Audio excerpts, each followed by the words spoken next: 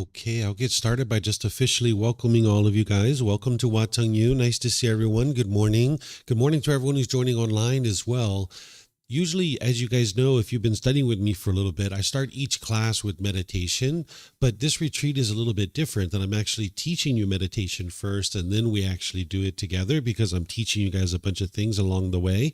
So a lot of the courses that I teach, we just do one type of meditation for the entire course, but in this retreat where I'm actually teaching you multiple types of meditation, so each morning I'm teaching you meditation, and then we're going to do it together. So what I'm going to do today is I'm going to teach you the walking meditation, where yesterday I taught you breathing mindfulness meditation. Today I'm going to teach you walking meditation and then invite you to be able to do a walking meditation session.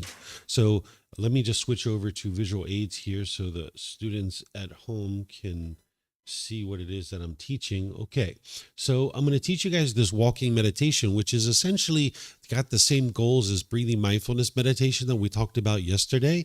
The same goals that the breathing mindfulness meditation has, which is to eliminate craving, desire, attachment, and cultivate mindfulness or awareness of mind and develop concentration. Because remember, with the Four Noble Truths, what's causing the mind to experience anger, sadness, frustration, irritation, annoyance, guilt, shame, fear, stress, anxiety, loneliness, boredom, all of that stuff is being caused by the mind's craving. It's longing, it's yearning, it's wanting and expecting things to be a certain way. So all the teachings of the Buddha, in one way or another, helping you to be able to eliminate this aspect of the mind. So when we're doing the breathing mindfulness meditation, we're focused on the breath, and whenever the mind moves off the breath, we cut that off and let it go and come back to the breath. That's training your mind to let go, because what craving, desire, attachment is doing is holding on. The mind is craving permanence while you live in an impermanent world. So the walking meditation is accomplishing the same thing,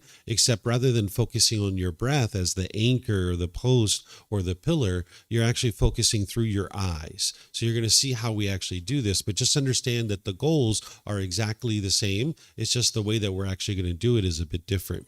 One of the reasons why you might be interested in doing walking meditation and using it as part of your practice is that it's really helpful if you're noticing you're falling asleep in meditation. If you're noticing that and you'd like to switch so that you can keep the mind more invigorated, walking meditation is good for that. But also if you're noticing you have an overactive mind and you just can't even imagine sitting and being still, because that's the case when sometimes when you're training your mind to enlightenment, you'll notice you have an overactive mind. By the time you get to enlightenment, your mind will be completely calm, peaceful, serene, joyful. But on the way to enlightenment, oftentimes you can be kind of hyped up a little bit. And the last thing you're thinking about doing is sitting down and being still somewhere. So walking meditation is really helpful for that you can walk and actually meditate. You'll see that it's very intentional walking. So you can do this as a standalone meditation all by itself, starting and finishing with walking meditation.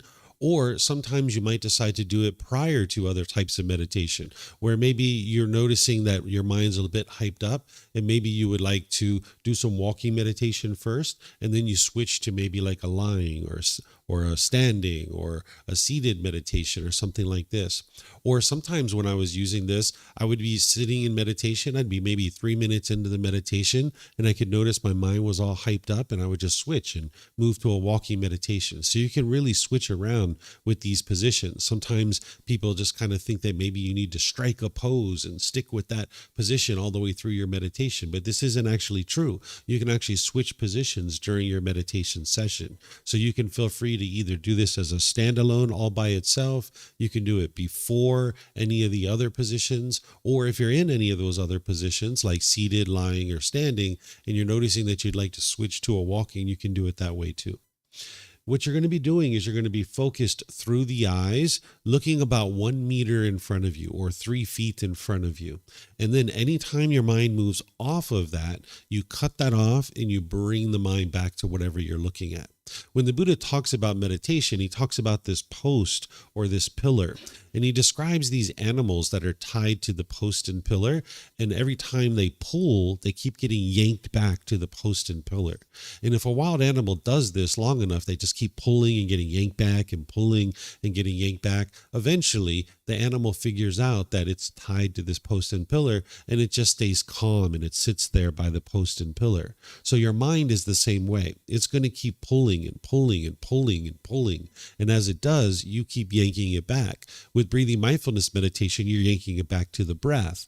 But with walking meditation, you're yanking it back to whatever you're looking at through the eyes. So you'll see how we do this. Your hands and your arms, you can either have them in front of you, clasped at the wrist, you can put them along the sides of your body, or you can put them behind you. It's really up to you. There's multiple options here.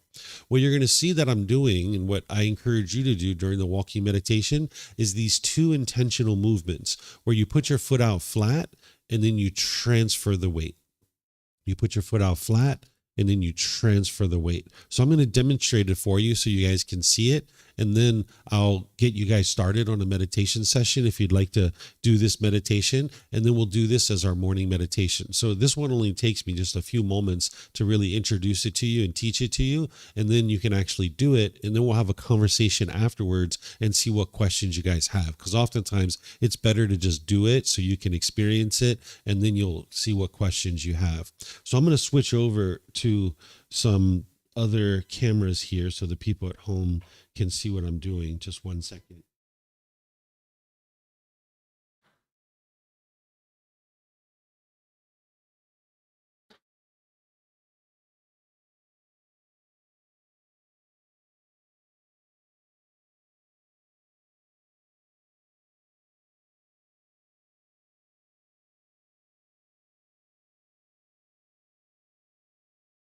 Okay, now I just need to get a wireless mic.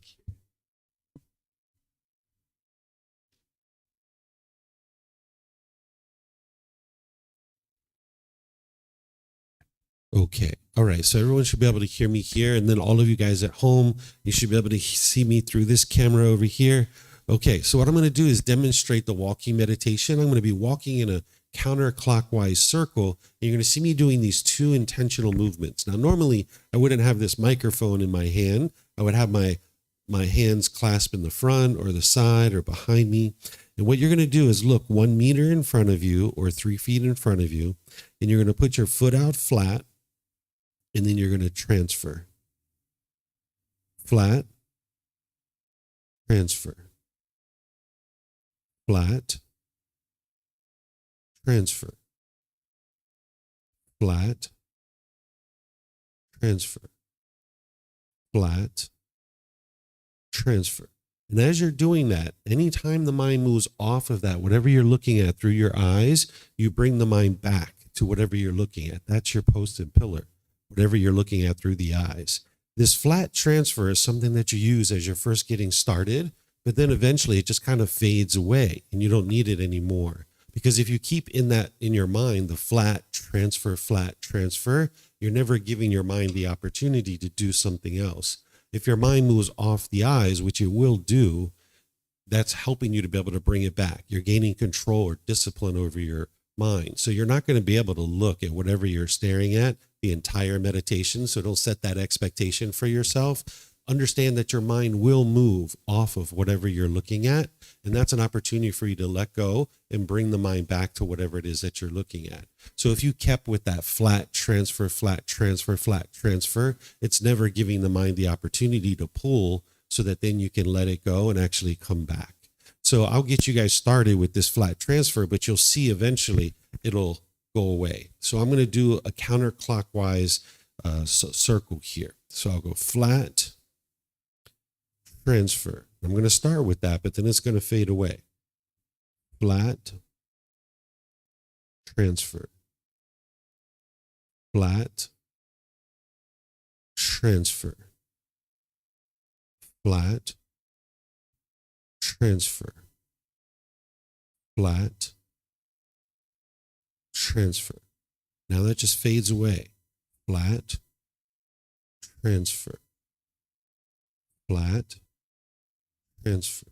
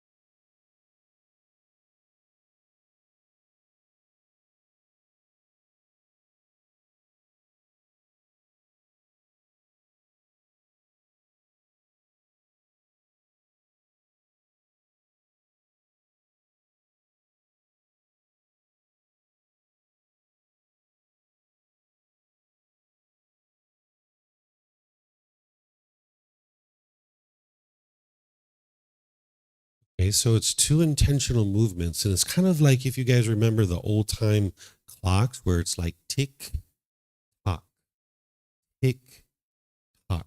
It almost puts you kind of like in a little bit of a trance as you're walking and you're doing this and you're going around in this circle.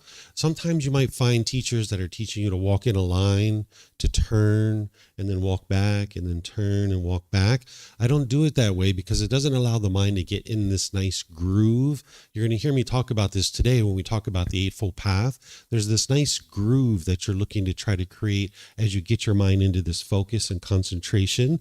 And if you walk back and forth in a line, it kind of breaks up your meditation and it doesn't allow your mind to really soak into the meditation. But by walking in a circle and just making it continuous, you get to soak into the meditation much better.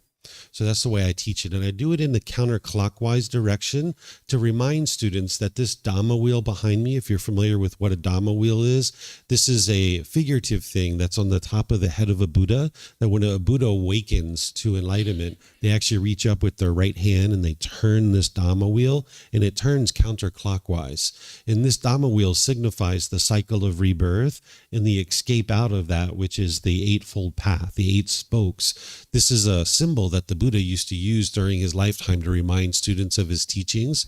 So this would be kind of like on the side of a barn, for example. And if you've been in the discourses with the Buddha and you understood the Eightfold Path and the cycle of rebirth, when you saw this symbol, it would remind you of his teachings because they didn't have books and YouTube videos and podcasts and things like this 2,500 years ago. So he needed to use symbols like this to remind people of his teachings.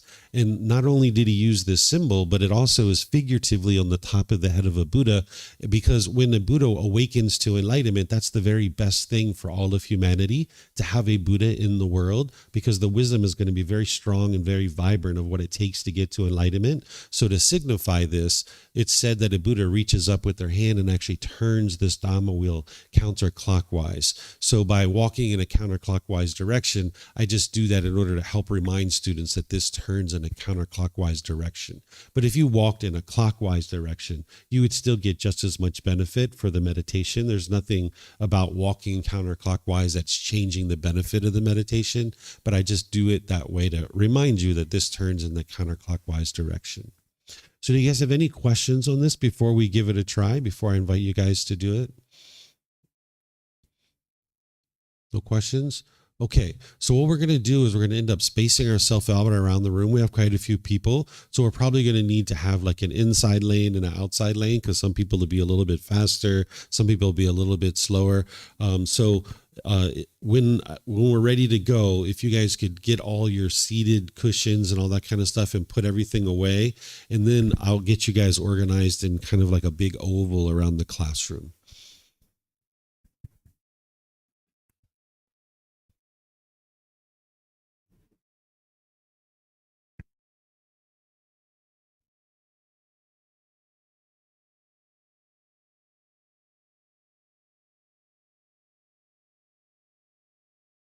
So if we start out in just like a single, big circle all the way around, facing this way, and you guys facing that way, coming around here. But as you're walking, if you're notice that you're walking a little bit slower than the people around you, if you just kind of take one step to the inside of the circle, and there's kind of like one there, and then for those of you guys that are walking a little bit faster, you can walk on the outside. That'll kind of help because we have so many people. So if you just space yourself out, we're going to be walking around in a big circle. Okay. All right. So with your feet at about shoulder width, and you're looking down towards the ground 1 meter or 1 or 3 feet in front of you, you clasp your wrists either in front, or you put your arms to the side, or you clasp behind you. And now looking down 1 meter or 3 feet in front of you, just put your foot out flat. We're just going to put the foot out flat, not transferring the weight yet. You shouldn't have any weight on that foot. Just put the foot out. Okay. So that's the first movement, the flat.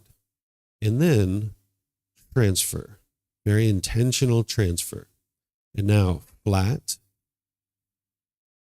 transfer, flat, transfer,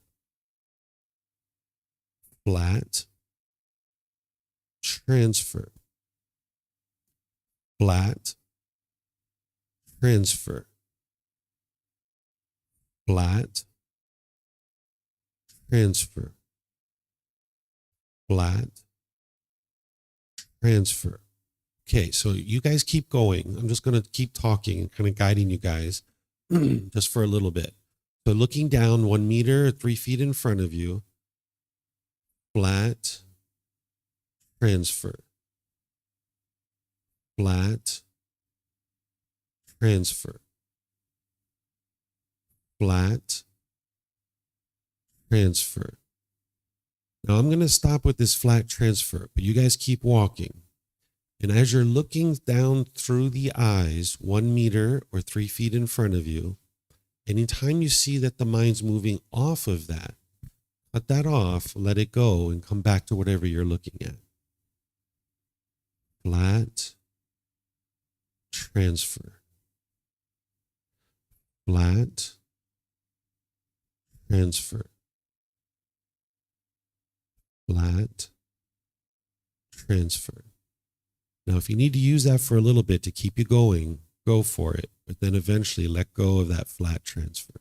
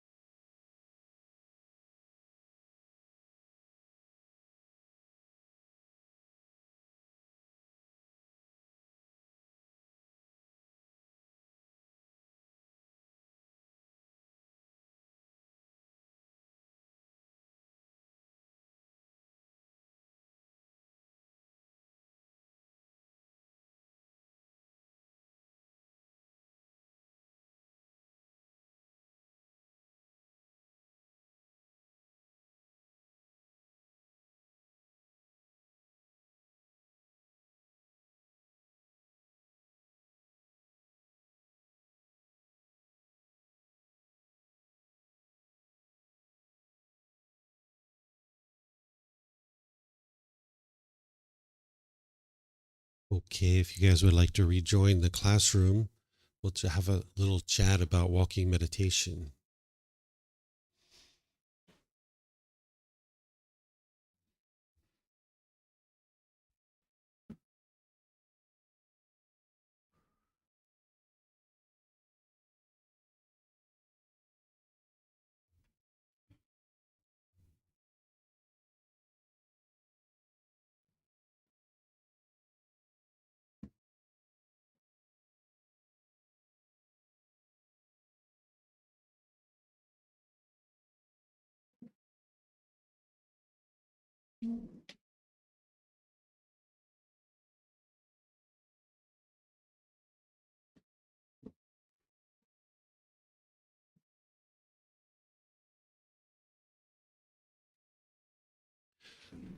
Okay, what questions do you guys have about walking meditation? Anything you guys would like to ask?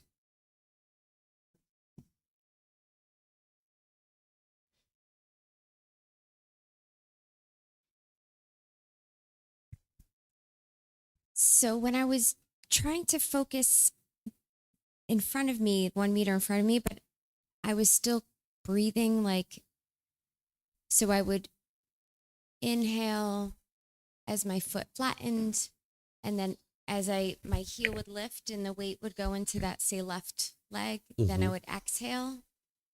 So I kind of was focusing more on the breath than what was in front of me. Yeah. Is that... Yeah, you don't need to focus on the breath here because your mind can only focus on one thing at a time. It's not possible to do multiple things at one time. So you'd like to just look through the eyes and use that as what the mind is focused on. It was so hard to do. Yeah. Yeah. If you're used to seated meditation with the breath, this is something new. Yeah. This is the impermanence that the mind doesn't like. And oftentimes people are like, oh, that was so hard for me. And I say, great, do it more.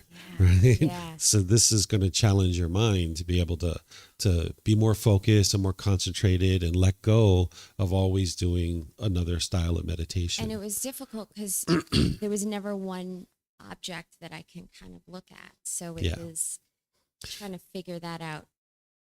And then also I noticed a lot of, I felt like I worked out. Yeah. Right? I mean, I don't know about anyone else, but... Yeah, you're getting the impermanence of like all the designs on the carpet and the wood floor, and then you're hearing the creaking, and then there's someone walking in front of you, maybe slower or faster. So there's all this impermanence that the mind needs to deal with, and the mind wants to be really far in the future, or it wants to be in the past, or you want to look over to the sides, and you're focusing the mind on the present moment, right now. Just 1 meter in front of you.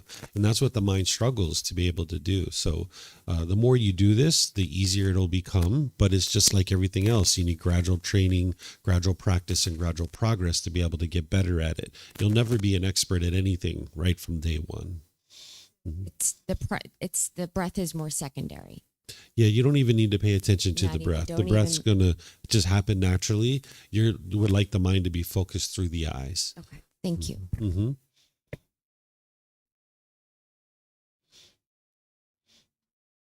So I was wondering, I really liked it, but the only thing I noticed is like from looking down at that angle, like my neck hurt a little bit, like looking down on a phone or something for quite a long time. Is that normal, or do I do anything else? Yeah, the body's going to be uncomfortable sometimes. This is in the impermanent nature of the body. All you need to do is just look down and just know that this is an impermanent situation. You'll get stronger muscles in your neck. When I first started practicing these teachings really closely, I noticed that I was having all this pain in my face because I was smiling so much. I wasn't used to using those muscles so much. So the body needs to adjust to new activity. Whenever it's doing a new activity, there's going to be a little bit of pain. And this is normal. It's not detrimental to you because it's just that you're looking down and your muscles are having to support your head. And it's not used to doing that. But eventually you'll build those up and it'll be just fine. Mm-hmm. Okay. Yes, ma'am. Just had a question about pacing because I tend to be a strider. Okay. How do you keep yourself? Because I felt my speed. I keep picking it up and then I'd slow down and then I'd pick it up again. And do you have a pace that we should be trying to set? I do that pretty much the way that I guided you guys, the flat transfer, flat transfer with a little bit of a gap in between each one rather than flat transfer, flat transfer, flat transfer. It's flat transfer, flat transfer. That's the pace that I do. Okay, thank you. I Mhm. also thought it was a bit of a workout. Okay. And good for your balance. Yeah. Good way to start your morning. Hi. Oh, okay. I found that my mind wanted to focus on the feeling of the transfer of the weight. Hmm. It kind of similar building off what you said before. Should it really be the eyes rather than that feeling as the focus? Yeah, you don't need to focus on the sensation of the bottom of your foot. I know some teachers teach that, but it's really through the eyes. That's what you're looking at, or that's what you're focused the mind on. And anytime the mind moves off, you just bring it back to that. That way, what your mind's doing is it's learning how to just focus on one thing at a time and just have singleness of mind, which you guys are going to hear today as part of the Eightfold Path, why that's so important, that the mind needs to develop what's called singleness of mind. And the mind struggles with doing this because it wants to be all over the place. It's like a wild animal, and you're trying to discipline it and train it to do just one thing at a time.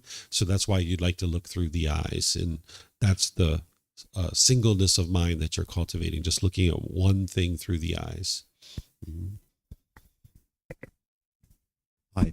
So whilst we're walking and the mind, as it does, drift off, before you snap it back and bring it back into what you're looking at, or bring it. Sorry. It's on. Yeah. How's that? There you Is go. that better? Hmm. So when your mind drifts off for various reasons, is it worth noting what that thought is? As in, if your mind drifted off because you heard something or seen something, or you have a trail of thought, is it worth noting what is that thought? Is it frustration? Is it, or just bring it back to the present moment? No, I know that some teachers teach this, but this isn't what the Buddha taught, because ultimately what you're doing is you're building up this mechanism in your mind to be able to cut off and let go. You're going to see why that's important as part of the Eightfold Path that the Buddha taught. But people are teaching these kinds of things like to note things and label things and all this kind of stuff. This isn't what you're actually interested in doing. And you'll see why when I teach you the Eightfold Path, because the Eightfold Path is the path to enlightenment. And if you put all that extra stuff in your mind as you're doing the meditation, it's not helping you to develop what the Buddha is guiding you towards, which is to cut off and let go. And I think you were here yesterday when I was teaching. Were you here in the morning yesterday? Yes. Yes. So you remember where he talked about breathing mindfulness meditation is to cut off thoughts? Remember that when I showed you the words? Yeah. That's what you're doing. And you'll see why today when you see his words about the Eightfold Path, that he's teaching you to cut off and let go, to build that internal mechanism in the mind. But nowadays, there's so many people that don't study with the original words of the Buddha that they've kind of invented all these different things that don't actually lead to enlightenment, and it actually hinders you. So if you've been taught to note or label or any of those kinds of things, you can drop all of that stuff and just cut and come back to the breath, and cut and come back to the breath. And you'll see why, because in your day-to-day life, when you're noticing anger come up, you need to be able to just cut it off and bring your mind right back. That's what's going to help you to be able to ultimately eliminate these discontent feelings. But if an individual does the noting and the labeling and all that kind of stuff, it's giving the mind too much activity, and you'd like to just cut and come right back. Perfect. Thank you. Yep. I had a question. Mhm. If the focus is to do it through your eyes, Mhm. I'm wondering, would there be a difference then? Say if you showed someone just footage of a changing floor or like a carpet, and then you would eliminate all the other kind of like walking and other things for the mind to focus on. What would be the difference? To show some footage. The walking helps to invigorate the mind. So if you're falling asleep and you're having difficulties with falling asleep in meditation, it helps invigorate the mind so you can do some meditation. Or if your mind is overactive, kind of, like hyped up, the walking will really kind of help that to get the energy out. So that's why the walking is helpful, and it's a different meditation than the seated, lying, or standing. And also sometimes in the seated position, you can kind of get a little bit aches and pains in the body, and the walking meditation can help with that too, so that you don't have to just be in one fixed position all the time. Cool, thanks. Mm-hmm. When I was practicing this at another temple, we were taught that when you transfer your foot, you should do toe first rather than heel first, because it takes more mindfulness, because we normally do heel first without thinking, but doing the toe first is more mindful. I'm just curious if there's any proper teachings of how the foot actually lands. Yeah, the Buddha did it as a flat foot, where there was a flat foot and then transfer, and a flat foot and then transfer. So it's one solid movement. So that's the way that I did it. That's the way it works. And that's what I would encourage you to do.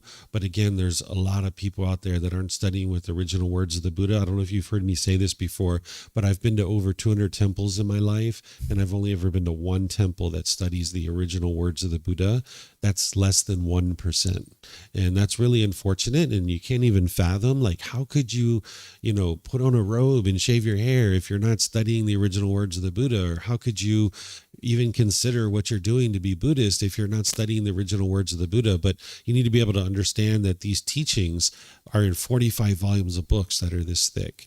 And the average person here in Thailand, it would take 3 months of their salary to be able to acquire that. So the average Thai person, the average temple, doesn't even have access to the original words of the Buddha. So they've kind of been unintentionally hidden for so many years, and it's just been living as an oral tradition of people passing his teachings down from one person to the next. And because of that, people inadvertently or overtly changed his teachings. And what I'm interested in helping you guys to be able to do is get back to what the Buddha actually taught, so you can see what actually works, because I know that what the Buddha taught actually works. I know this for myself, and that's why I'm motivated to be able to share exactly what he taught. But I know that so many people have learned so many different things, and when they come to a place like this where someone's teaching based on the original words of the Buddha, they sometimes are surprised that they've been learning all these other things. And that's why I use the original words of the Buddha when I teach, so that you guys can see the same exact thing. And that's why I make it available in the books for free, so that you guys aren't believing me, but you can see the truth for yourself. And then you don't even believe the books either, that then you learn it, you reflect on it, and you practice it and see for yourself what's actually working. Thanks. You're welcome.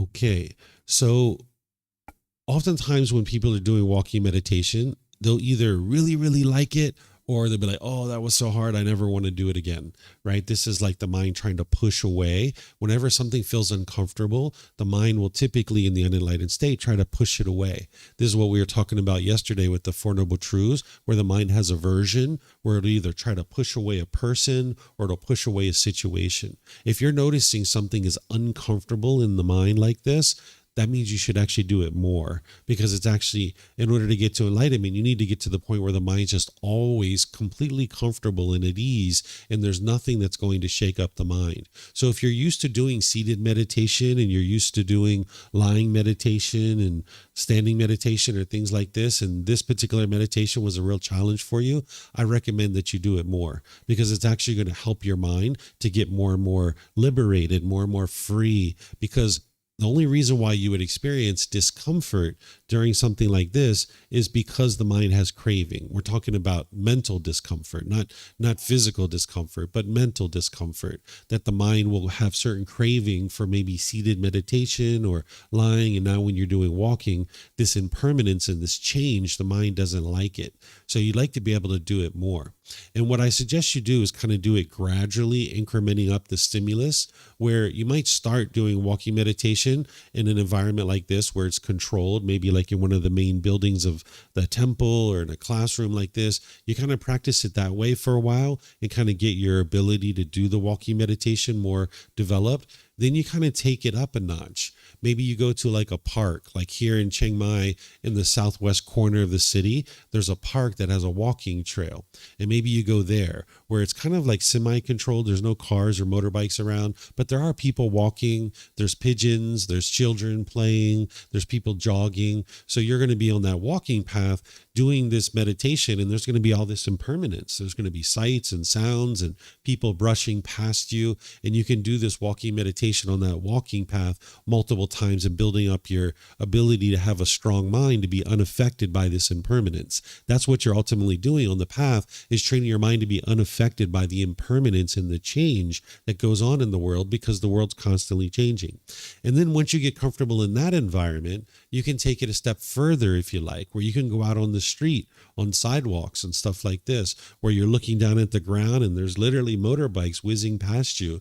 And this will help you to get rid of any fear of death or fear of injury. You're going to need to trust the people that are driving their motorbikes, and you just focus and look down at the ground. One of the other things you might find, this is what I found when I was doing this before COVID in 2018, 2019, I used to walk around the city and do walking meditation. My wife had a yoga studio here in the city, and I used to wait for her on Saturday nights while she was cleaning up and getting off from her work, and I would just be kind of waiting outside. So I was like, let me do some meditation. So I would kind of do walking meditation around the city, and sometimes I would hear tourists kind of gossiping, and they'd be like, "Mom, is that a ghost? Do you see that guy in those white clothes? I think that's a ghost. What is that?" Because all they saw was someone staring at the ground walking, but maybe looked like I was out of a mental hospital or something, right? They didn't know what it was. So they were like gossiping, and I had to like train my mind to be unaffected by that gossip, right? And then sometimes people would brush past me and they would bump into me because they didn't see what I was doing. And this would also train my mind to be unaffected by that. Or sometimes I'd be walking and it maybe had just rained and it wasn't raining any longer, and there'd be like a drop of water that would hit me on the head, and I would have to stay focused even though I got that water dropping on the head. Or sometimes I would walk past a bar and there'd be all this laughter and this smoke and smells of alcohol and whiskey, which are all things that I used to do in the past and I wasn't doing anymore. And all those odors and sounds were coming out of the bar, and I needed to stay focused that, hey, that's not my life anymore. I'm training my mind here. So going around in a city can actually be really helpful for all these things, but you like to just gradually do that. You're not interested in just jumping into the deep end of the swimming pool. You like to kind of gradually move into these kinds of things. So I encourage you to do these things more, because this might not be your go-to meditation that you're going to use every single day. Some people it will be, but for some people, this isn't going to be maybe your go-to meditation, but you'd like to have a tool belt. You'd like to be able to have it available to you when you need it, right? Same thing with like lying meditation and standing meditation. Those might not be your go-to primary positions for meditation, but if you practice them a bit, you get proficient with it. Maybe you do this 10, 20, 30 times, get proficient with it, and then know how to use it. And then when you're ready to use it and you need it, you actually have it. If you guys have ever had a toolbox, you know how there's like different screwdrivers and there's different wrenches and all this kind of stuff. Well, usually there's this little stubby screwdriver, right, that comes with the whole set of screwdrivers. And it's kind of like in the corner of your toolbox and you never really use it. But there's that one situation, like once every 5 years or once every 10 years, that you need that little stubby screwdriver, and you're so pleased that you have it. And you're like, that's the perfect tool for this particular application. So it's the same thing with something like these positions of meditation. They're going to have probably one or two kind of go-to positions that you use regularly, but you'd like to be proficient in the others, because if you ever need it, you'll have it available to you, and it'll be a tool that you can actually use. But a tool isn't a tool until you've used it multiple times. Like the first time you pick up a hammer, it's not yet a tool for you. It's just something you're trying to figure out how to use. After you use it 20, 30, 50, 100 times, now it's a tool because you're proficient with it. So it's the same thing with these positions, is that you would like to do them multiple times and develop it so that it's a tool where you're proficient with it. And then you may not use it very much, but when you need it, it's there for you and you can actually use it. So that's the walking meditation. And this evening, when we come together at 6:30, you guys will get another chance to do walking meditation, and you can practice it there too. So this evening, when I start meditation, I'll do chanting, and I'm going to do seated meditation this evening. But if you guys would like to do walking meditation, you guys are welcome to do that to get some more practice. So this is the way that I'm doing this retreat is I'm teaching you a meditation in the morning, doing it with you guys in the morning. And then in the evening, you have another opportunity to practice it. And then the next day, you're going to be learning another meditation. So tomorrow is loving kindness meditation. I kept saying yesterday that today is loving kindness meditation, but I just had it off a little bit. So when I looked last night to review for what I'm going to teach you guys today, I realized it was walking meditation. So I taught you guys walking meditation.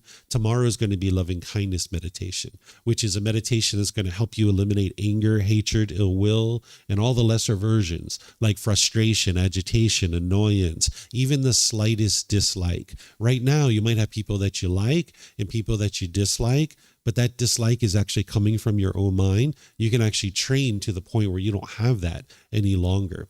So tomorrow will be loving kindness meditation. I'll teach it to you first, then we're going to do it together. And then in the evening, you'll have another chance to do it as well. Okay. So any last minute things you guys would like to ask on walking meditation? Let me see if we have anything online for the folks online. Okay. I don't see any questions here. Okay, so now I'm going to move into our next topic, which is the Eightfold Path. This is the path for all humans to enlightenment. This is the core central teaching of the Buddha. Whenever he's talking about getting to enlightenment, it's this particular teaching that you need because everything else integrates into this. So I'm going to take my time and walk you guys through this. We're going to take a mid-morning break as well as part of our time together this morning, but I'm going to help you guys to understand this Eightfold Path using the original words of the Buddha. But remember, there's nothing in the teachings of the Buddha based in belief. You're never interested in believing teachings. It's not about believing a bunch of things and hoping something good happens when you die. That's not what the Buddha did. He also didn't teach rites, rituals, ceremonies, worship, and prayer. If you're seeing these kinds of things associated with the teachings of the Buddha, those aren't the teachings of the Buddha. The Eightfold Path is a tangible practice that you can learn and you can integrate into your life closer and closer. And this is what's going to produce the enlightened mind. Enlightenment is where the mind's completely peaceful, calm, serene, and content with joy. By the time you get to enlightenment, you will no longer experience any discontent feelings. The mind will have eliminated all of its anger, sadness, frustration, irritation, annoyance, guilt, shame, fear, stress, anxiety, loneliness, boredom, shyness, resentment, jealousy. All of this can be eliminated from the mind. And it's this teaching that's going to help you to be able to do that. You'll notice that when you get to enlightenment, that the mind's focused. You'll have concentration, clarity, and deep memory because your mind's performing optimally because you've uprooted certain pollutions in the mind that the Buddha discovered. You'll notice that your personal and professional relationships are really blossoming because you don't have bitterness and harshness and hostility in your mind any longer. Where right now you might think that that's coming from the other person, where it's actually coming from your own mind. And as long as you put out that bitterness and hostility, it's just going to come back to you in your relationships. But when you clean up your mind with this Eightfold Path, you'll see that your relationships will really blossom and they'll be at ease. You won't have struggles and difficulties in your relationships any longer. But it's going to take gradual training, gradual practice, and gradual progress. Oftentimes people think the Buddha sat under a tree, he meditated and instantly got to enlightenment. This isn't actually true. You can see in his original words that he specifically says it was not instantaneous that he actually attained enlightenment. It was gradual training, gradual practice, and gradual progress. And it's this practice that is what he figured out how to actually get to this enlightened mental state. By the time you get to enlightenment, you won't even experience a bad mood anymore. It's physically impossible for you to experience a bad mood. So it's these 8 individual factors that I'm going to teach you. I taught you the first one yesterday, but we'll just do a little recap on that because some of you guys weren't here yesterday. So I'm going to walk you through each one of these factors. It's organized in the wisdom section, moral conduct section, and the mental discipline section. And it all starts with right view, which is the foundation that everything else is built upon. That's why it's at the bottom of this image. One of the ways you might think about the Eightfold Path is that if you had a speaker system and you had 8 dials and you needed to get a better quality sound out of the speakers, you would tweak these 8 dials to try to get a better and better quality sound out of the speakers. Well, your mind is the same way. These are the 8 dials that you need to tweak. And as you tweak these, you'll get a better and better performing mind. That's why your mind experiences more and more of the qualities of enlightenment. As you're gradually making your way to enlightenment, you'll see more and more of the qualities start shining through. And it all starts with right view. So this is the words of the Buddha on right view. He says, "In what, monks, is right view? It is, monks, the wisdom of discontentedness, the wisdom of the cause of discontentedness, the wisdom of the elimination of discontentedness, and the wisdom of the way of practice leading to the elimination of discontentedness. This is called right view." So here he's pointing to another teaching, because the Eightfold Path is a core central teaching that everything else integrates into. So what he's pointing to here is a teaching called the Four Noble Truths. And what I've done underneath of this line is I've put the top section of the Four Noble Truths, just so you can build confidence that what he's actually pointing to in the Eightfold Path is the Four Noble Truths. The Four Noble Truths goes on from here. This is just the top section of it. So you can get that confidence that, yes, I see the connection of what he's talking about in the Eightfold Path as right view is indeed the Four Noble Truths. And then what I typically do is I teach students the Four Noble Truths. I taught this yesterday. In order to understand the Four Noble Truths, you need to first understand the 3 universal truths. So I'm just going to give you guys an overview of this, is that the first universal truth is impermanence. This is where the Buddha is explaining to you that the world is constantly changing. These are building blocks that are going to help you to understand the Four Noble Truths. So the Buddha is helping you to see that things arise, change, and fade away. This is a fundamental building block to understand the Four Noble Truths, that things are constantly changing in the world around you. And you need to be able to independently verify this. You can't believe what I'm sharing. That's why they're called the 3 universal truths and the Four Noble Truths, because the Buddha knew that they were true. I know that they're true, and other people know that they're true. But you need to know that they're true. So that's why you don't believe this. So if I'm sharing with you as a universal truth that everything in the world around you is constantly changing, anything you see, hear, smell, taste, anything that comes in contact with the body, or any thoughts or ideas that go through the mind, now you don't believe that. That's just intellectual understanding. Now you take it into reflection and you start looking around the world to see, is things truly impermanent? Are things truly impermanent? Right? So start with something like your physical body and ask yourself, is this body permanent, meaning it never changes, or is this body impermanent? Right? And I walked you guys through these kinds of things yesterday. And people were like, yeah, this body's changing, right? We get taller, we get shorter, we get fatter, we get smaller, right? We get pimples, we get moles, we get wrinkles, or we get gray hair, right? We start losing our hair. This is all physical change with the body. Then we talked about relationships, and you can see your relationships are impermanent. People are coming and going in and out of your life all the time. Whereas if your relationships were permanent, you'd have exactly the same people in your life all the time. And then we talked about your bank account, right? And I said, how about your bank account? Is your bank account permanent or impermanent? Your bank account's impermanent. It's going up and down. The weather, right? We could go on and on and on and on. You can see that even the people in this class, we had a certain number of people in the class when we first started, and now it's changed, right? There's different people that are coming and going in and out of the retreat, right? So there's constant change around you. So you need to be able to independently verify that and see the truth for yourself. And if you can't see that through just reflecting here in the classroom, you need to go out into the world to see it for yourself. When you're walking down the street and you see a crack in the sidewalk, that is impermanence. When you look at the tree and you see the green leaves in the tree and the brown leaves on the ground, that is impermanence. So you need to look around the world and see this for yourself so that you have wisdom and you know that everything around you is constantly changing. It is impermanent, because this is a building block to help you understand the Four Noble Truths. Then I explained this second universal truth called discontentedness. And some people call this suffering. If you've studied the teachings of the Buddha, or you've been in retreats and talked to people or read books, you might have seen the word suffering being used. I don't use this word because it doesn't accurately reflect what the Buddha was teaching here. He's talking about the unenlightened mind and these 3 feelings that the unenlightened mind experiences: conditioned pleasant feelings, painful feelings and feelings that are neither painful nor pleasant. A conditioned feeling is a feeling that you experience based on some condition. So for example, if you get happy and excited when it's sunny outside, that's a conditioned pleasant feeling. That based on the condition that it's sunny, the mind is now happy or excited.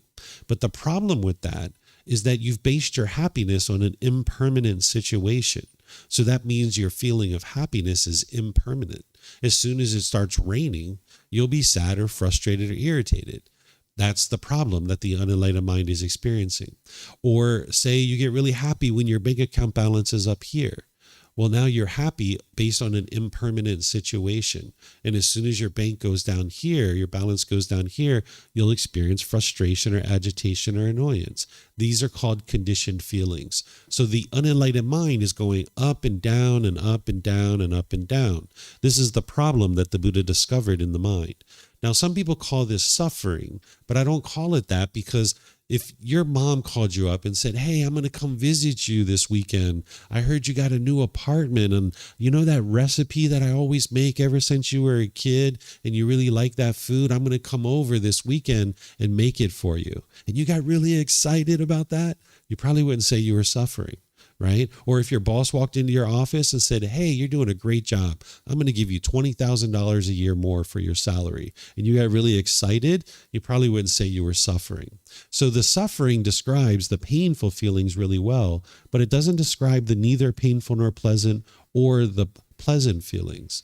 Right? It doesn't explain these. So you would be missing 66% of what the Buddha was teaching if you use the word suffering. It doesn't explain the full spectrum of emotions and feelings that the unenlightened mind experiences. So the word discontent, discontented, or discontentedness fits better here, because what the Buddha is talking about is how the mind's shaken up. It's unsteady, it's uncalm. It's forming its inner feelings on some condition. And this is what he's helping you to be able to eliminate. Now, sometimes when I say that, people say, hold on a second, David, I'm eliminating happiness. Are you serious? Is that what enlightenment's all about? Well, this is conditional happiness. This is temporary happiness. What the Buddha's guiding you to is unconditional happiness, where you can just always be happy. What conditional happiness is the mind's kind of like, if my mom does this, if my boss does this, if my bank account is this, if my brothers and sisters do this, if the weather is this, if my house is this type of house, if I have this kind of car, then I'll be happy. Right? This is conditional happiness. So that means your ability to be happy is shrinking. The more things that you stack up like that, the less and less you can be happy. So conditional happiness means you can only be happy when all of these things are true. And those things can't be true permanently, because you live in an impermanent world. So the Buddha is helping you to get beyond this, where your mind isn't experiencing conditional happiness, but instead you have unconditional joy, unconditional happiness, where the mind doesn't need any condition met in order to experience the happiness and the joy. So these conditional feelings are actually the problem that the Buddha discovered in the mind, that the mind's going up and down and up and down, and that it's shaken up. So you can independently verify this as a universal truth, because what he's doing is he's describing the unenlightened mind and what you're experiencing in the unenlightened mind. And if you know that your mind is unenlightened, you can look at something like this and you can say, okay, is this explaining what I experience? Are there any feelings that I experience that don't map into this? And if you think that's the case, just let me know when we get to our question period. Then I talked about the universal truth of non-self. This is actually a solution to one of the problems that the Buddha discovered in the mind, that there's these 10 individual pollutions that the Buddha discovered. These are called the 10 fetters. They're referred to as a fetter because during the lifetime of the Buddha, if they were trying to keep you confined to a certain area, like a prisoner, they would put a fetter around your ankle. This was a shackle, a chain, and a ball, where today we put prisoners in jail cells. But during the lifetime of the Buddha, they would attach a fetter to your ankle and they would just keep you in this open field. So when the Buddha discovers these 10 pollutions in the mind, he refers to them as fetters because it's keeping the mind trapped in this unenlightened state, continuing to experience anger and frustration over and over and over again. But just like a fetter is released from the prisoner's ankle and the prisoner is now free, The same thing is true about your mind. When you eliminate these fetters or you eliminate these pollutions, the mind is now free. And now you're not bound up experiencing anger and frustration over and over and over again. So the first fetter is called personal existence view. This is where the mind clings to this body or this mind, thinking that this is who you are. Where the mind will cling to a self-image or a self-identity, wanting to be perceived by others in a certain way. And you can only be comfortable if you're being perceived the way you want to be perceived. So, for example, if you've ever been to a social situation and you spilled something on your clothing and you were embarrassed by that, that was your personal existence view. The mind was confused. It thinks that this body is you and who you are, and it could only feel comfortable when you're being perceived by others in the way that you want to be perceived. And now with this food all over your clothing, you're around other people that you don't know, and now the mind experiences embarrassment because it's not being perceived the way it wants to be perceived. It's craving permanence, to look a certain way in front of other people. Or say maybe you were in front of your closet and you were thinking, who am I going to see today? And how do I want to look? Maybe you put on a certain set of clothing, you looked in the mirror and you're like, no, that's not it. And you put on another set and you're like, no, that's not it. And you put on a third set and you're like, all right, now I feel comfortable to go outside. Or maybe you looked in the mirror and you saw a pimple or a wrinkle or a mole, or your gray hair was coming in and you were shaken up by that. That's your personal existence view. You're clinging to this body, wanting it to be permanent, and you only feel comfortable when people are perceiving you the way you want to be perceived, right? So there's many examples that I could give you here with the physical body, but it's also happening with the mind itself. There's a certain identity that the mind will cling to in the unenlightened state based on your culture, your ethnicity, your sexual orientation, your nationality, your job or occupation. You can cling to this as who you think you are. So say, for example, you think that when you're in a relationship, I am a boyfriend, I am a girlfriend. And the mind adopts that identity of who I think I am. I am a boyfriend, I'm a girlfriend. And now when you're in a relationship, there's a certain amount of comfort because you're in that role of I am a boyfriend, I'm a girlfriend. But then when you guys break up and you're no longer in a relationship, the mind doesn't identify with I am single. And the mind can feel uncomfortable in this situation. And it feels like the way to solve that is to hurry up and get right back into another relationship. It doesn't realize that its mind has this personal existence view and it's identifying with this I am a boyfriend, I am a girlfriend. That's the true problem. Or say you have a certain job or occupation, like I am a police officer. And now, as long as you're doing that job, you feel great. But then maybe you get fired, or maybe you retire, or maybe you get injured and you can't do that job anymore. And now you're driving a taxi car, taxi. And the mind's identifying with I am a police officer. And now you feel like less of a person. You feel unwhole because you're not doing the work that your mind is identifying with as that's who you are as a person. Or maybe it's your nationality. Maybe you were born in a certain place, Bolivia, right? Or Colombia, or I am Venezuelan, or I am Chinese, or I am American, or I am a Brit, or I am German, or I am an Aussie, right? Or any of this I am Spanish, right? You might have this identity in your mind. And then when you see your sports teams on TV, you cheer, yay, I'm American. I'm going to cheer for the American team. We have national anthems. We have flags. We have all these things to imprint in our mind that this is who I am. I am an American. And if you have that in your mind, then when you're in a restaurant and 2 tables over, someone says, all Americans are lovely and kind and warm and gentle. I've never heard this before, but maybe this might happen, right? That you could potentially hear this, right? And now you feel so happy and excited. It's like, wow, they're talking about me, right? And you get so happy about that. But then maybe 2 tables over, someone says something degrading or disparaging about the nationality that you have in your mind. And now you're upset or angry or frustrated. So as long as you hold an identity in your mind, it's only a matter of time before somebody says something degrading or disparaging. because you can't control the outside world. All you can do is control the inside world. So as long as you have this personal existence view in the mind where you're clinging to this identity of who you think you are, it's only a matter of time before that gets triggered, and now you're going to experience discontentedness. And I helped you to be able to independently verifying this, that there is no self. And I gave you examples like pointing to yourself, if your arm was cut off. We talked about different phases of your life. So for some of you guys, you weren't necessarily here to hear that, but we can talk about it at a break, or you can see the recording from yesterday. But these are the three universal truths. These are the building blocks to help you understand the Four Noble Truths.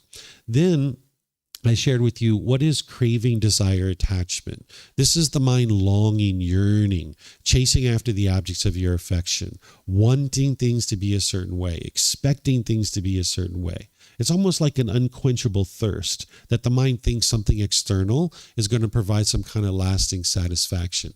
So the mind chases it and chases it and chases it and chases it. If you've ever been in the mall and you were like, oh, new pair of shoes. Oh, yes, I can't wait to get those on my feet. Oh my gosh, my friends are going to see those shoes. I'm going to go to work tomorrow. Oh, it's going to look so cool, right? And then you go into the store and they have your shoes and you're like, yes, I got the shoes. And you're so happy and excited. Or if you go into the store and they don't have your shoes, now you're frustrated and angry. This is what craving, desire, attachment is, where the mind's longing, yearning, thinking something external is going to provide lasting satisfaction. So the mind chases it and chases it. It's like the next new shiny object waiting around the corner is going to provide some lasting satisfaction. So do you guys know what I'm talking about here with craving, desire, attachment? Have you seen your mind do this? Right? Where the mind's like, what do I need to feel good here? Oh, a new boyfriend or girlfriend, that'll fix everything. Let me get one of those. And now you might chase that for a while. And then you get one and you're happy for a period of time, but then you end up being frustrated and angry with that person. And then the mind's like, what do I need to be happy? More money. That'll do it. Let me get that. Let me chase that for a while. Let me get some more money. And then you chase that for a while. And then maybe you get happy when you get your more money, but then eventually that's not enough. You want more, right? And then the mind's like, what do I need here? I'm going to go to Thailand. That'll fix everything. Let me go to Thailand. And now you might chase that for a while, right? So this is the mind always thinking something external is going to provide lasting satisfaction. Okay, so this is craving, desire, attachment, wants, and expectations. So once you have that, you have everything you need to be able to understand the Four Noble Truths, where in four simple statements that you can independently verify, you'll be able to see what is the problem in the mind, what is the cause of the problem, what is the elimination of it, and what is the path forward to fixing it. So the first Noble Truth is explaining the problem. Everyone that is unenlightened will experience discontentedness. This is the problem you're experiencing, that the mind is forming conditioned feelings, that it's going up and down and up and down. It's not steady. It's not stable. It's only a matter of time before you get sad or angry or frustrated or irritated about something. But then you're going to be happy and excited, but then you'll be shy and embarrassed, and then you'll be disappointed, and then you'll have frustration or agitation. The mind's going up and down and up and down. This is the problem. The cause of that problem is craving, desire, attachment. The mind is craving, wanting things to be permanent while you live in an impermanent world. So say, for example, you got together with a boyfriend or girlfriend, and now when you guys were together, you felt really happy and excited about this. But then as you guys broke up, the mind was angry or frustrated, maybe lonely or bored. It wasn't your love that was causing that. That was the mind holding on and craving permanence, wanting this relationship to be permanent, when in reality it is impermanent. Or say you got a brand new car and you were so excited about this brand new car. It's your favorite car. You've been saving for this car for 10 years. You've been envisioning it since you were a child. And then when you get this brand new car and you drive it off the parking lot, you're so excited about it. Everyone's like, wow, look at her. She's so successful. Wow, look at him. Man, he's doing a great job. He's so successful. But then you park it at a store, you go inside and you come out and there's a scratch on your car. Oh my gosh, you might be so frustrated or angry about this. It's not the scratch that's causing it. And it's not the person who scratched your car. It's the mind craving permanence, that the mind wants this car to be permanently beautiful. Now, we're not talking about what's wise or unwise, because when we walk through a parking lot, we aspire not to scratch anybody's car. But the fact is that this scratch in the person who scratched your car is not causing your discontentedness. It's the mind craving for this car to be permanently beautiful, when in reality you live in an impermanent world. That this paint is going to fade, the tires are going to need to be changed, the upholstery is going to get ripped and torn. It's only a matter of time before this car experiences impermanence. And now if the mind craves permanence, when you see that impermanence, the mind struggles with that. It doesn't like that, right? So one way to say this is that the mind craves permanence, but another way to say it is that the mind does not like impermanence. It doesn't like change. One time I had a student that called me up and they said, David, I need your help here. I know that you teach that it's my own mind that's causing these feelings, because that's what I'm teaching you, is that it's your own mind that's causing these feelings. But I went to work the other day and my house looked beautiful. And when I came home, my wife had the house all messy. There was a craft project all over the house. And I got frustrated when I walked in. How did I cause this frustration? My wife's the one who messed up the house. Didn't she cause it? And I said, no, it wasn't your wife. It was your own mind that caused this. You were craving permanence. You went to work with an expectation that your house was going to look exactly the same when you came back home. All you experienced was change. That's it. It's just that the mind was craving permanence. So when the sun is out and someone's happy and then it rains and there's frustration, the only thing that's happened is change. There was no other person involved. That's how you can see that it's not other people causing your anger and frustration. Or if your bank account balance is up here and it goes down here and you get angry and frustrated or irritated, the only thing that's happened is change. That's what the unenlightened mind doesn't like. It doesn't like change because it craves permanence. So you can see in your life that whenever things have been changing, these have been the most difficult and challenging times for you. Like if you were changing living locations, if you were changing relationships, if you were changing jobs, this was the most challenging times in your life because the unenlightened mind doesn't like change. So you need to peer into this and see it for yourself. Because remember, none of the teachings are based in belief. You need to independently verify this. So look at your life. Take a moment. Maybe there was a recent time where you were angry or frustrated. Maybe it was this morning or yesterday or last week. What was it that your mind was longing, yearning for, that you were wanting and expecting? And if you would have gotten it, you would have been happy. But because you didn't get it, your mind was angry or frustrated or irritated. If you have trouble seeing this, let me know, because there's been plenty of students that needed help over the years. So if you can peer into this and see this for yourself, you can have a breakthrough to seeing that it's your own mind that's causing these feelings. Because as long as you blame other people, you'll continue to have difficulties and struggles in the world. So what the mind does when it doesn't understand this second noble truth is it will think it's the outside world that's causing these feelings. And you'll become unskillful. You'll tend to push people away. This is called aversion. You might have pushed away friends or family out of your life. Or you might have been bitter and harsh and hostile to people through your intentions, your speech, and your actions. It's almost like an animal growling and roaring at another animal. Or the third thing you'll do when you don't understand the third or the second noble truth is you'll put your expectations on people and try to control them and pressure them to do things your way. And people might be doing this to you too. They might be pushing you away. They might be bitter and harsh and hostile to you, and they might be putting expectations on you. But this is just the mind not having the wisdom of the second noble truth because you haven't independently verified it. So you need to independently verify it and see it for yourself, that while other people might be doing something that you consider to be unwise, that's not what's causing your anger. It's your mind craving for everyone to do things a certain way. The mind's craving this permanence. Everyone's got to do things this way, right here. This is the way that the mind wants things to be done. It's craving that permanence. And if there's anybody doing things any other way than that, the mind will usually label it as wrong. And now with the mind's ego, the mind thinks my way is the right way and other way is the wrong way. And now the mind gets angry about that and frustrated because it's craving this permanence. So once you have this breakthrough to being able to see that it's your own mind causing these feelings, then you can understand the third noble truth, that the third noble truth is explaining that in order to eliminate your discontentedness, you need to eliminate your craving, desire, attachment. If you understand that it's craving, desire, attachment that is causing these feelings, well, then if you eliminate the cause, you will eliminate the effect. So that's what the third noble truth is helping you to see, that you can eliminate your discontentedness by eliminating the cravings, desires, attachments. And you can verify this too, because think about that boyfriend or girlfriend that you broke up with, that maybe you were angry and frustrated with them when you first broke up, or maybe you had boredom or loneliness, or you were missing them. You experienced that for a period of time, but at some point your mind let go. You were like, you know what? If he wants to be with someone else, so be it. And you let go. And that's where your peace and joy came back.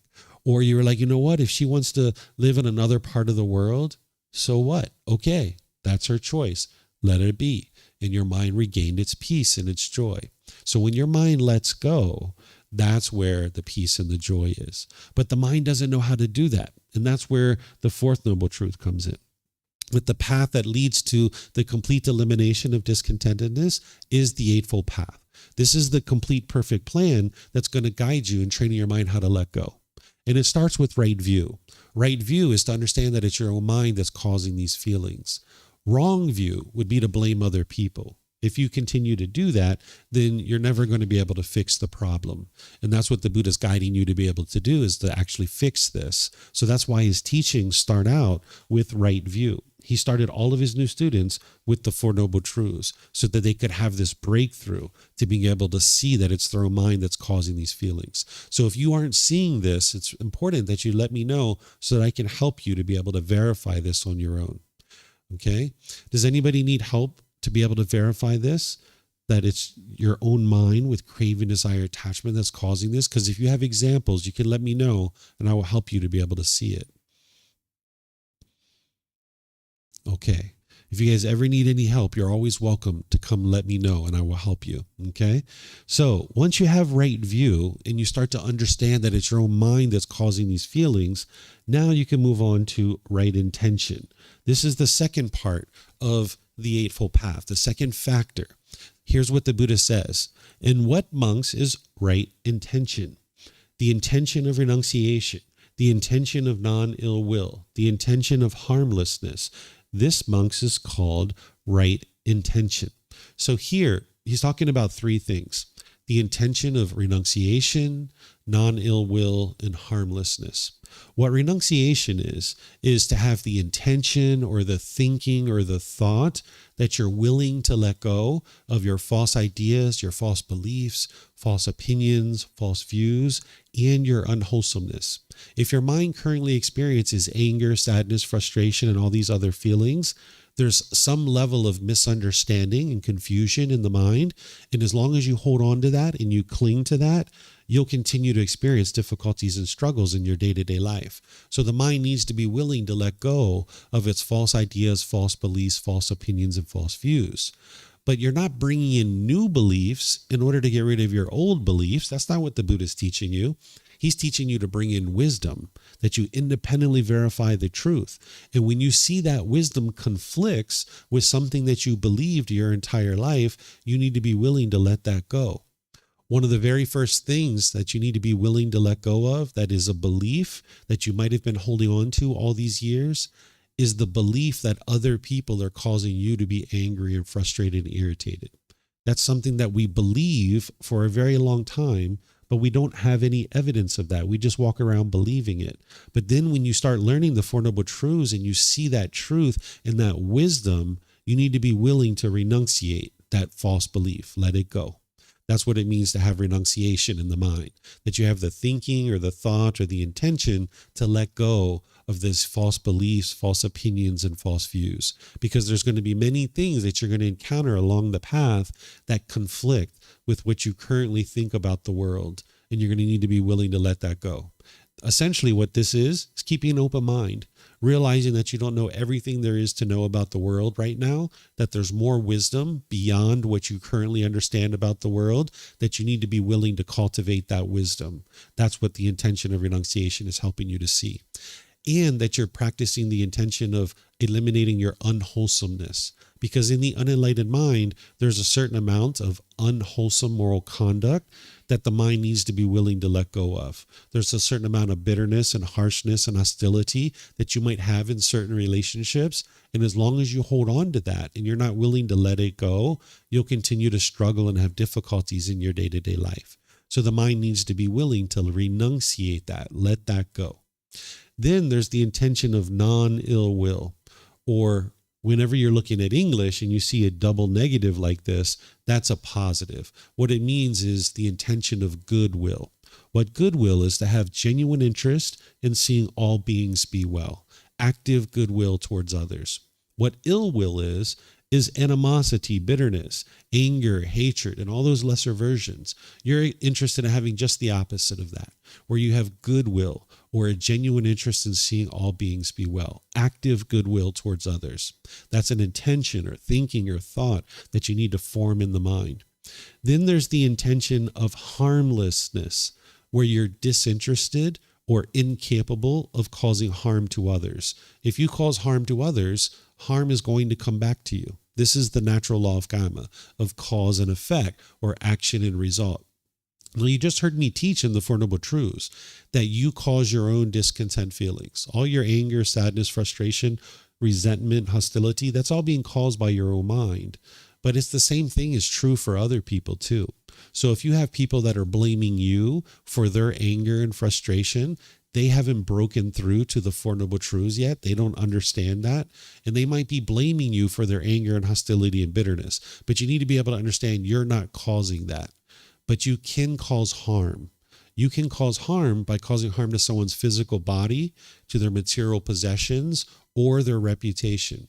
If you cause someone harm to their physical body, to their material possessions, or their reputation, they're going to want to cause you harm back. And that's the cause and effect. So the Buddha is teaching you to form the intention or the thinking or the thought that you're disinterested in causing harm, and you ultimately get to the point where you're incapable of causing harm to others, that you're not going to cause harm to their physical body, their material possessions, or their reputation. Because as long as you cause harm, this harm is going to come back to you. So do you guys have any questions on right intention? Anything you'd like to ask here? No?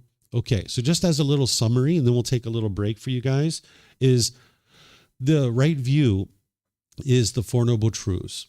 Understanding that it's your own mind that's causing these feelings, that it's craving, desire, attachment. It's the mind longing, yearning, chasing after the objects of your affection. You need to get to the point where you accept responsibility for your own feelings, your emotions, your speech, your actions. All too often in the unenlightened state, an individual will blame those things on other people.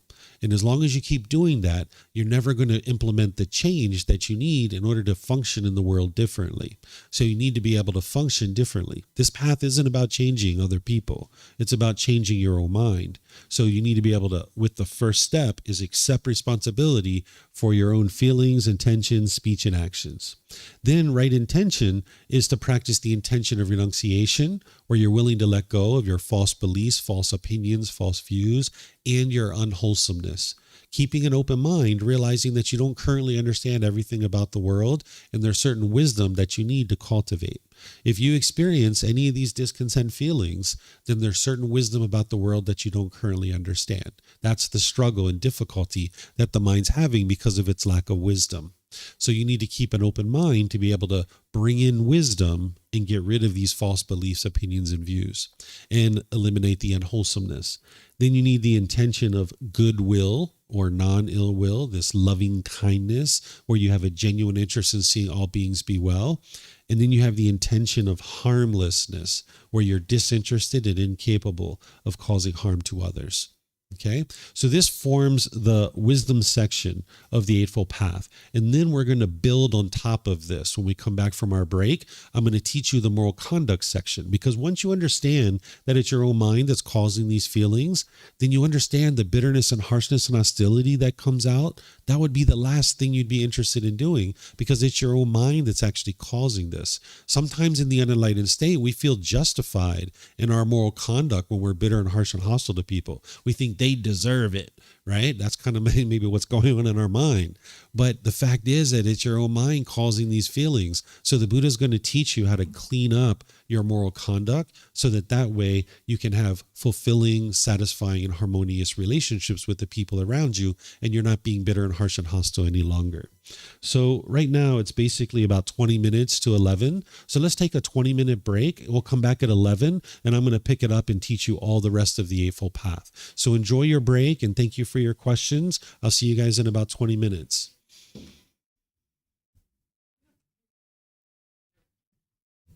Sorry, 1 second.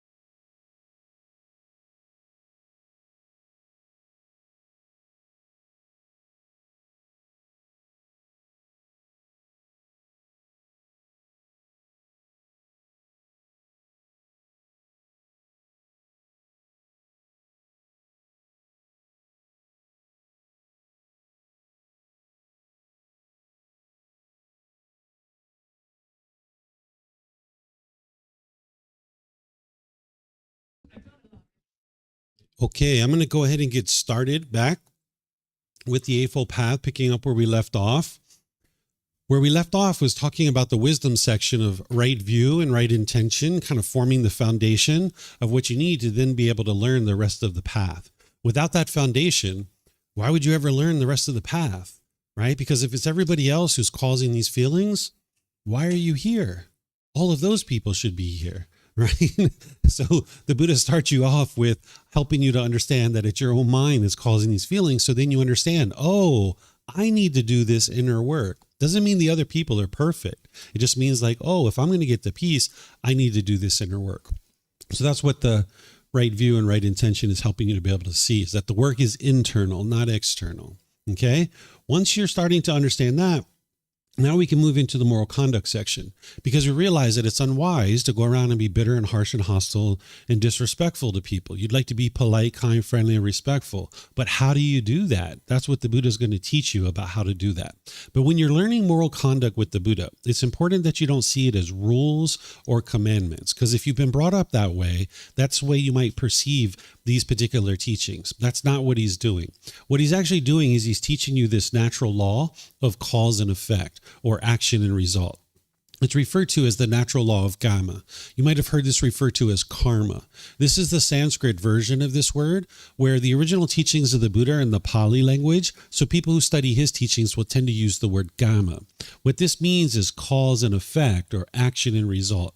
If this translated to just one English word, I would use that because it'd be easier for everyone, but it doesn't translate to one English word, so I still need to use this word karma. It means the results of your decisions. It's essentially a sequence of events that whatever decisions you make, either wisely or unwisely, it's going to produce either wholesome karma or wholesome results, or it's going to produce unwholesome karma or unwholesome results. So it's your life, it's your decisions, and it's your results. Whatever you experience in life is coming from decisions that you're making. Oftentimes people will blame what they experience on good luck or bad luck or destiny or fate or God or some entity called the universe, or maybe it's other people that kind of get blamed for the things that you're experiencing. But the more and more that you can see the truth, that it's your own decisions that are leading to any particular result that you're experiencing, this is very empowering, because if there's anything that you don't particularly care for that's going on in your life and you would prefer not to occur, then all you need to do is cultivate wisdom, make different decisions, and you will experience different results. So the Buddha is going to give you wise decision making on your moral conduct, because while other people are causing their own discontentedness, they don't necessarily know that. So the Buddha is teaching you how to get to a point where your mind's completely peaceful and joyful, but he's also teaching you how to navigate the world of unenlightened beings. Because the things that he's going to teach you here in the moral conduct section are things that can potentially trigger other people and produce unwholesome results for you. So let me help you to understand what I mean by this. So here's right speech. The Buddha says, "In what, monks, is right speech? Refraining from lying, refraining from slander, refraining from harsh speech, refraining from frivolous speech. This is called right speech." So he's talking about 4 things here that would be wise for you to practice, because it's going to produce wholesome karma for you. That if you refrain from lying, it means that you tell the truth, and you're always telling the truth, and you're never speaking lies and falsehoods. By doing so, people are going to see you as being reliable and trustworthy and dependable. Whereas if we went out into the world and lied, it's going to produce unwholesome results for us. People are going to discover those lies. They're going to see that we're unreliable, undependable, and untrustworthy. And now, say we're at work and our boss is going to staff a new project, they're going to look us over. They're not going to staff us on that project because they can't trust us. And now the unwholesome karma that we experience is our career flattens out, or maybe it bottoms out because we're not able to have success in our career because people can't trust us. So you would like to be able to speak the truth in all situations. If you've ever done a lot of lying, you know that your mind kind of obsessively has to figure out what you said to one person versus another, right? And how could you ever get to a peaceful and joyful mind and a peaceful and joyful life if your mind's constantly having to figure out what you said from one person to the next? So if you just speak the truth, you will be reliable, dependable, and trustworthy. If you guys remember back to last night's talk on craving, anger, and ignorance, Where this lying is coming from and all the rest of these is it's coming from craving. The mind is having a longing, yearning. It's having craving. Because remember, what the Eightfold Path is doing for you is it's teaching you how to eliminate your craving, desire, attachment, because that's what's causing the discontentedness. In the Four Noble Truths, the Buddha says it's the Eightfold Path that's going to lead to the complete elimination of discontentedness. So he's teaching you how to function with your speech in a way that doesn't have craving. Because when we were children, think about it, when we did a lot of lying, we had a certain craving in our mind. We wanted something. And we thought if we told the truth that we weren't going to get what we wanted. So we lied, right? That's why people lie, right? Because they want something. They're expecting something. They're craving something. And if they tell the truth, they feel like they're not going to get what they want. So that's what motivates lying, which is craving, desire, attachment. And then the same thing is true with slander. Slander is where you're trying to degrade or diminish other people and you're trying to damage their reputation. We might even call this gossip. So slander or gossip. This is where someone's trying to push someone down, right? So with slander or gossip, this is the mind having a craving that I want to look good in front of other people. And the mind thinks the way to do that is to push other people down, right? And degrade other people and belittle other people. Well, if you do this, it's going to produce unwholesome results for you. At the height of this, the gamma is that you can actually be killed. You can be murdered. Remember, the teachings of the Buddha aren't explaining to you the way things should be. He's explaining to you the way that things are. And if you go out into the world damaging people's reputation and slander and gossip them, that's causing them harm. And now they're going to want to cause harm back to you. This is why if you look around the world, you see plenty of cases of people that have gone out slandering and gossiping, and they ended up dead and murdered, right? At the very least, these people are going to gossip and slander you. If you get used to gossiping and slandering with people, when your back's turned, they're going to gossip and slander about you. So if you don't like people gossiping and slandering about you, all you need to do is stop gossiping and slandering, right? There's still the potential that people will gossip and slander about you, but your mind will be unaffected by that by the time you get to enlightenment. People gossip and slander about the Buddha all the time, and it happened during his lifetime too, but his mind was unaffected by that.